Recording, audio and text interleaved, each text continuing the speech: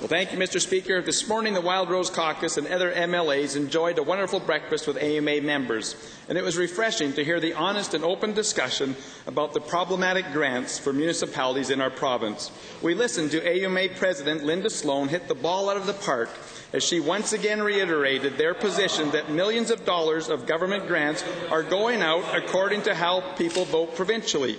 As a result, she received an enthusiastic standing ovation from her colleagues. Wow. Does the Minister of Municipal Affairs, who did show up, now agree with the Premier's Chief of Staff? Is she a liar? Minister.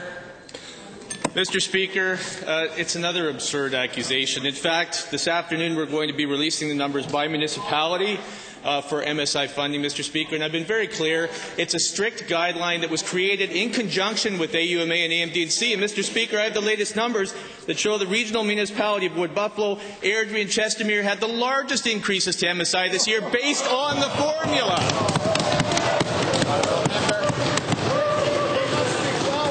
That's the problem, Mr. Speaker. They're talking about the 23 other government grants, and they focus on the one that they're handcuffed on. But given that former Mayor Glenn Taylor, who's speaking at this morning's breakfast, spoke about the numerous conversations that he had had with many in the room about the bullying and the intimidation tactics this government and how provincial grants are used for partisan purposes, does the minister then think that he too is a liar? The Honourable Minister. Mr. Speaker, what's impressive is that they're talking about partisan politics, and their quotes are coming from partisan people about this government, Mr. Speaker. My experience today at the AUMA breakfast as I wandered around was complete support for the MSI program that we have, for the formulas that we use, and the support and partnership we have with municipalities from one end of this province to the other.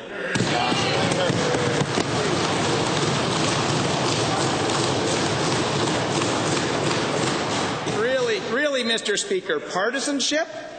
To my understanding, the minister is good friends with Darren Aldis, the past president of AUMA.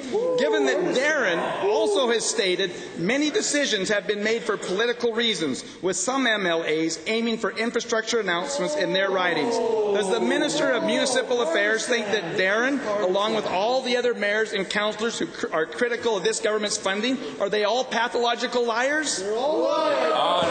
Mr. Speaker, I just spoke with Mr. Aldis this morning. We are good friends, and he never said any such thing to me, so I'm not going to comment on what this member may report, because for all I know, he's misquoting that very good individual who has represented his communities and the AUMA very well in his membership.